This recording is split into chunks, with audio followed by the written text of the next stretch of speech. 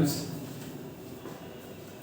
आज हम लोग यहाँ पर डिस्कशन करेंगे जो फर्स्ट चैप्टर का लास्ट टॉपिक है, एक समान वैद्युत क्षेत्र में रखे वैद्युत द्विध्रुव आघूर्ण को घुमाने में उत्पन्न बल आघूर्ण। वेरी मोस्ट इम्पॉर्टेंट टॉपिक है 2025 के लिए, 12th क्लास के लिए। तो यहाँ पर हम लोग डिस्कशन करने वाले हैं, ये वैद्युत द्विध्रुव आघूर्ण है, इसको घुमाने में जब इसको यहाँ वैद्युत क्षेत्र में रखकर घुमा देते हैं तो कितना बल आघूर्ण उत्पन्न होता है वो हमें यहाँ पर फाइंड करना है। तो देखिए ये हम यहाँ पर ऐसे होता है वैद्युत द्विध्रुव आघूर्ण, इसको हम रख देते हैं ऐसे वैद्युत क्षेत्र में रख देते हैं, ठीक। यहाँ पर बिंदु ए है और यहाँ पर बी है, इधर ए पर -q आवेश और यहाँ पर होता है +q आवेश। इनके बीच की डिस्टेंस कितनी होती है 2l। इसको हम कहाँ रखते हैं, एक समान वैद्युत क्षेत्र ई में रख देते हैं, ठीक है। ये पॉइंट हो गया सी। अब देखना, जब वैद्युत द्विध्रुव आघूर्ण को हम एक समान वैद्युत क्षेत्र में रखते हैं तो यहाँ पर क्या होगा, यहाँ पर इनके सिरों पर एक बल कार्य करेगा, एक बल। यहाँ पर F बराबर +QE, उसकी डायरेक्शन इधर होगी, और यहाँ पर भी -q आवेश के कारण एक बल कार्य करेगा जिसकी डायरेक्शन F = ये -QE मैग्नीट्यूड और डायरेक्शन इधर होगी। तो यहाँ पर इनके सिरों पर कितने बल कार्य कर रहे हैं, 2 बल। आप लोग देख सकते हैं 2 बल कार्य कर रहे हैं इनके सिरों पर, एक F बराबर +QE, दूसरा F बराबर -QE। परिमाण सेम है लेकिन डायरेक्शन विपरीत है। तब क्या होगा कि ये दोनों बिंदु, ये दोनों बल आपस में मिलकर बलयुग्म बना लेंगे। क्या बना लेंगे, बलयुग्म। बलयुग्म बोले तो एक बलों का जोड़ा बना लेंगे, ठीक। एक ये बलयुग्म बना लेंगे, और ये बलयुग्म इसे ये क्या है, वैद्युत द्विध्रुव आघूर्ण। ये भी क्या है, वैद्युत द्विध्रुव आघूर्ण। तो ये बल आघूर्ण इस वैद्युत द्विध्रुव आघूर्ण को यहाँ वैद्युत क्षेत्र में लाने का प्रयास करेंगे या वैद्युत क्षेत्र की दिशा में घुमाने का प्रयास करेंगे। तो इसी प्रयास को हम लोग बोलते हैं प्रत्यानयन बल आघूर्ण।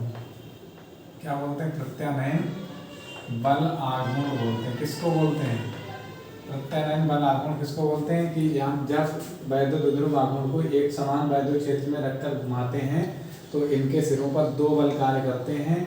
ये बल आपस में मिलकर बलयुग्म बनाते हैं और ये बलयुग्म इस द्विध्रुव आघूर्ण को वैद्युत क्षेत्र की दिशा में घुमाने का प्रयास करता है। इसी प्रयास को प्रत्यानयन बल आघूर्ण कहते हैं।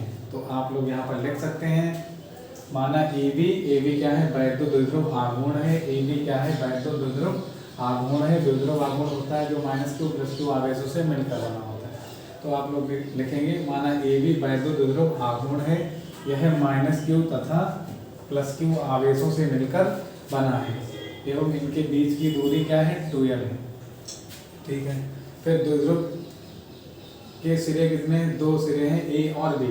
तो नई लाइन से लिखेंगे, द्विध्रुव के सिरों पर 2 बल कार्य करते हैं। द्विध्रुव के सिरों पर 2 बल कार्य करते हैं। इनका परिमाण समान देख लें, F = QE और यहाँ पर भी QE। तो इनका परिमाण समान और दिशाएं विपरीत होती हैं। दिशाएं क्या होती हैं, विपरीत होती हैं। इसलिए ये दोनों बल आपस में मिलकर क्या बना लेते हैं, बलयुग्म बना लेते हैं। तो लिखें, इनके परिमाण समान और दिशाएं विपरीत होती हैं, इसलिए ये बल आपस में मिलकर बलयुग्म बना लेते हैं। ये बलयुग्म इस द्विध्रुव आघूर्ण को यहाँ एक समान वैद्युत क्षेत्र की दिशा में घुमाने का प्रयास करता है। इसे ही प्रत्यानयन बल आघूर्ण कहते हैं। तो आप लोग यहाँ पर लिखते हैं प्रत्यानयन बल आघूर्ण। ये यहाँ लिख देंगे प्रत्यानयन बल आघूर्ण बराबर, प्रत्यानयन बल आघूर्ण बराबर, प्रत्यानयन बल आघूर्ण बराबर। ये सूत्र क्या होता है, यहाँ पर ये सूत्र होता है, इसको टाउ से डिनोट करते हैं। टाउ = होता है बल गुणा विस्थापन। क्या होता है, बल गुणा विस्थापन। टाउ का फार्मूला होता है बल गुणा विस्थापन। तो यहाँ पर टाउ बल क्या है, F, और विस्थापन कितना है, यहाँ पर लंबवत दूरी लिखी जाएगी। इसकी जब हम लंबवत दूरी निकालेंगे त्रिभुज ACB में, त्रिभुज ACB में जब हम BC निकालेंगे तो यहाँ sin थीटा लगाएंगे। sin थीटा = लंब बटा कर्ण होता है। तो लंब इसमें कौन है, BC है, और कर्ण है 2l, ये है कर्ण 2l। तो BC की वैल्यू आ गई 2l sin थीटा। BC की वैल्यू क्या आ गई, 2l sin थीटा। तो B से C तक लिख देंगे 2l sin थीटा। तो यहाँ पर बल गुणा विस्थापन होता है, या फिर बल गुणा, यहाँ क्रिया अक्ष से लंबवत दूरी लिखें, लंबवत दूरी, क्रिया अक्ष से लंबवत दूरी।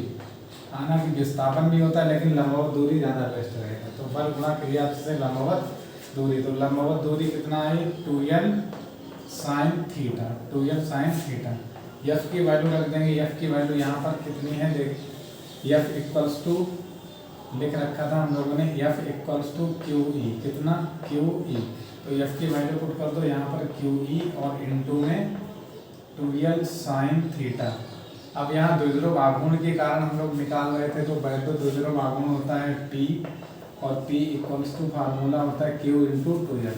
तो ये रहा Q और ये रहा 2l, तो इसकी जगह पे हम P लिख सकते हैं। बाकी कितना बचा, E बचा और साइन थीटा, ये चला था टाउ इक्वल्स टू या टाउ बराबर पी ई साइन थीटा। तो यही हमारा हो गया बल आघूर्ण का सूत्र।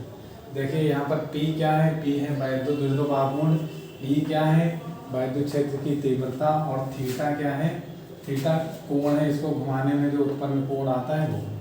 ठीक, इसको सदिश रूप में इस तरह से लिखते हैं, तो यहाँ लिख देंगे सदिश रूप में या इन वेक्टर फॉर्म। तो सदिश रूप में जब लिखेंगे तो तीर का निशान लगा देंगे, यहाँ पर आ जाएगा P क्रॉस ई वेक्टर, ये सदिश रूप में लिख गया है। ठीक है, तो ये टॉपिक आपका कंप्लीट हुआ और इसी के साथ जो फर्स्ट चैप्टर है इसका वो भी फिनिश हुआ। धन्यवाद।